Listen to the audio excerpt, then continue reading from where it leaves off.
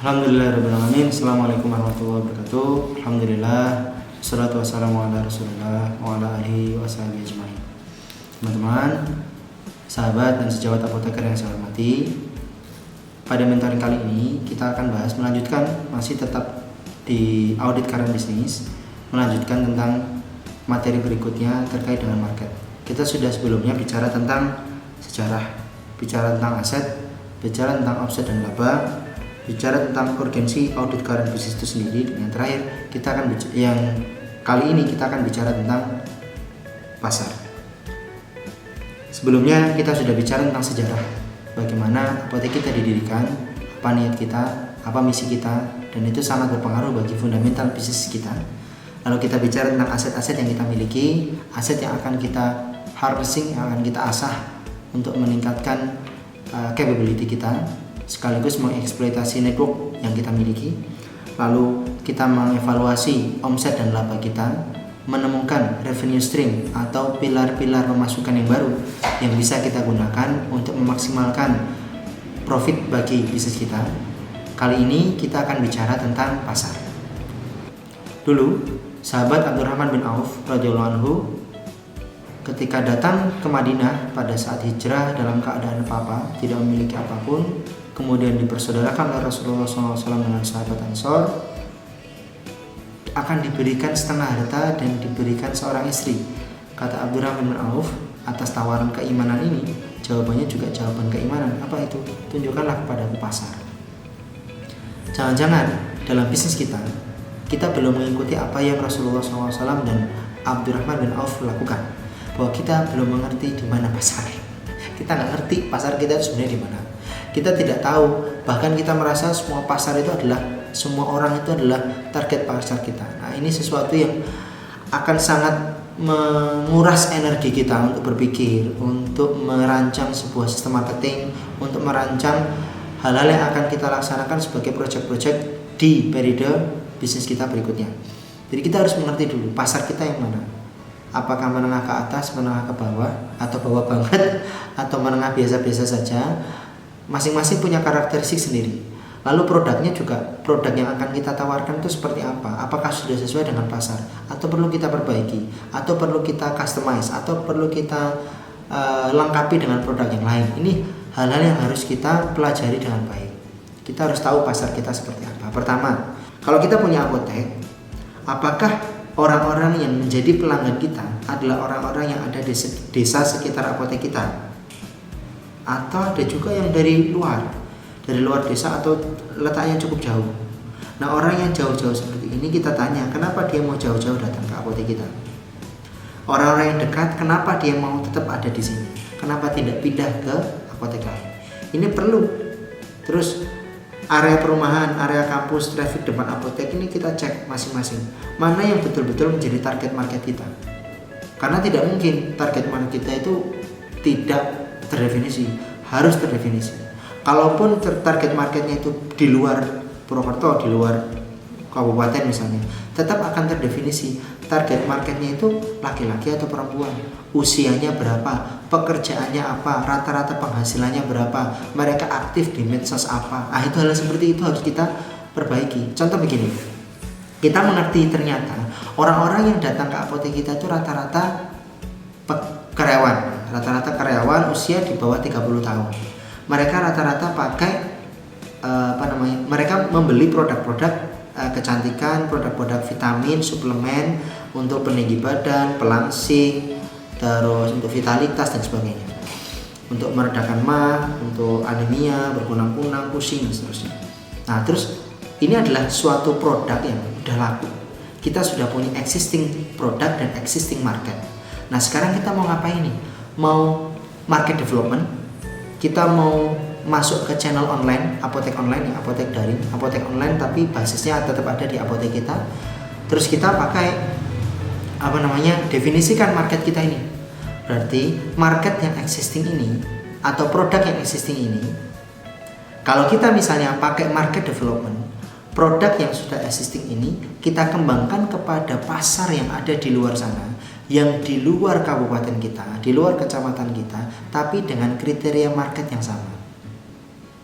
Kalau kita punya market, Terus market ini membutuhkan produk apa? Nah, kita cari produk-produk yang menjadi pelengkap bagi produk kita.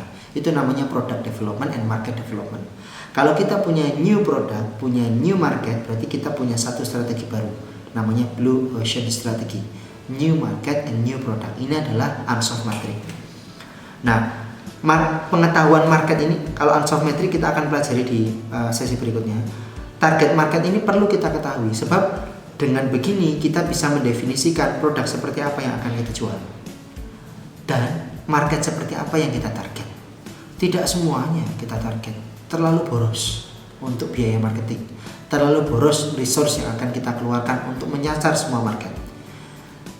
Ibaratnya begini teman-teman, kalau kita mau berburu nih ya, mau berburu di hutan apa kebun binatang, ya jelas mudah berburu di kebun binatang, kan udah dikandangin ya, tinggal ditembak gitu kan. Artinya harus sudah tertarget terlebih dahulu gitu. Sudah ada tempatnya, sudah ada terdefinisi, dan kita juga berburu di kebun binatang kan juga tidak sembarang kita tembak gitu kan. Kita mau nembak yang mana nih, harus terdefinisi dulu gitu. Jangan-jangan peluru kita yang panjang dan besar ini kalau buat kera nggak akan nyampe gitu, karena mereka terlalu gesit. Nah, berarti kita harus sesuaikan produk kita dengan market yang kita bidik, kira-kira begitu. Jadi kita alih-alih menjadi Rambo ya, waduh gitu kan, kita jadi sniper, tembak. Itu lebih tertarget, lebih murah dan lebih efisien maksudnya. Lebih efektif, lebih efisien. Di era seperti ini kita harus main yang cantik, jangan sembarang kita tembak gitu. Itu tidak pas.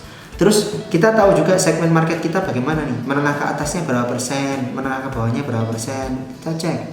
Misalnya ya di NH, menengah ke atasnya itu ternyata hanya 40%, menengah ke bawahnya 60%. Berarti gimana nih? Ya strategi market kita ya jangan untuk orang-orang yang menengah atas nih harus pakai cara khusus. Mungkin 40% ini akan maksimal kalau kena konfirmasi care-nya. Gimana maksudnya? Gini loh. Kalau orang-orang yang menengah ke atas nih datang ke apotek, paling uang ya bawa 100.000 misalnya atau 200.000 untuk beli macam-macam. Tapi kalau kita yang datang ke rumahnya, itu nggak cuma uang 200.000 itu, tapi uang di dompet, di bawah bantal, di lemari, itu semuanya bisa diambil karena kita datang ke sana. Mereka membutuhkan layanan yang personalis. Layanan personal, produk yang customized. Nah, ini bisa kita buat. Mereka perlu makanan yang sehat untuk sakit mahnya bisa dimakan sewaktu-waktu. Kalau biskuit roti mereka nggak mau. Mereka pilih yang alami. Kita tawarkan pati irut. Tapi pati irut yang kita jual di apotek harganya cuma 6.000, tidak ekonomis, penampilannya tidak menarik. Kita kemas dengan lebih baik, kita tambah fiber cream yang aman untuk pengganti santan yang aman untuk orang sakit mah. Terus kita tambahkan gula semut misalnya yang aman juga untuk orang diabetes. Kita beritahu cara pakainya gimana, kita kemas dengan kemasan yang baik, kita antarkan ke rumahnya. Wah, seneng banget. Customize. Dia pengen rasa apa, kita beri rasanya. Dia pengen produk yang tambahannya gimana, mungkin dia punya berkunang-kunang, ditambahin spirulina, ditambahkan gamat, ditambahkan macam-macam gitu. Kita bisa berikan itu. Oh, mereka juga pengen dengan minuman yang hangat bagus. Oh, kita beri jahe dengan bunga telang dan rosella plus royal jelly. Mantap. Itu hal seperti itu kita bisa maksimalkan gitu. Itu new product for existing market. Terus unit-unit bisnis tadi, kita sudah tahu target marketnya mana, kita tahu segmen marketnya seperti apa, kita tahu unit-unit bisnisnya apa. Unit-unit bisnis yang akan menghasilkan revenue atau menghasilkan penghasilan, menghasilkan uang buat kita. Mungkin saat ini hanya dari obat, tapi obatnya harus kita definisikan nih. Obatnya gimana yang sesuai untuk produk market kita nih. Oh, ternyata kalau di tempat kami produk obat-obat kombinasi. Jadi orang pusing itu bisa karena sakit mah, bisa karena anemia, maka di asesmen, di wawancara. Nah, proses wawancara ini menghasilkan uang, menghasilkan tambahan, charge counseling sama medikasi. Ketika di follow up membutuhkan home pharmacy care, kita datang ke home pharmacy care. Ternyata tidak cukup sampai home pharmacy care, membutuhkan produk-produk yang lain, kita sediakan produk yang lain. Begitu seterusnya, sehingga kita akan terbentuk unit-unit bisnis, pilar-pilar pemasukan yang betul-betul melayani kebutuhan konsumen. Ini namanya produk-produk solusi. Lalu kita kembangkan menjadi produk-produk pelengkap, produk-produk pasangan. Kenapa? Karena orang yang seperti ini, misalnya satu orang yang orang sakit mah, mungkin keluarganya nggak sakit mah, tapi keluarganya dislipidemia, mengalami gangguan di kolesterol. Kita bisa tawarkan produk yang lain. Begitu seterusnya.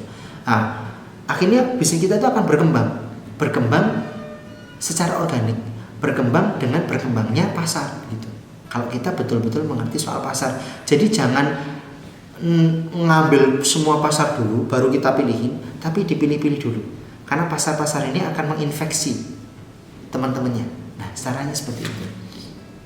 Sumber-sumber masukan yang ada ini kita optimalkan, terus kita pilah lagi mana yang kemudian tidak efisien akan kita hilangkan.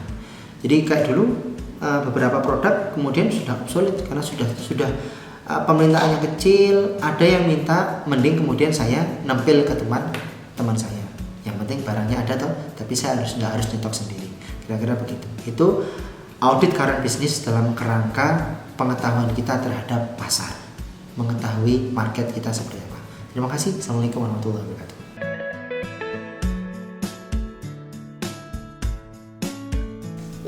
Jangan lupa subscribe, like, comment, dan share. Jangan lupa tombol loncengnya agar bisa ikut video selanjutnya. Wassalamualaikum warahmatullahi wabarakatuh.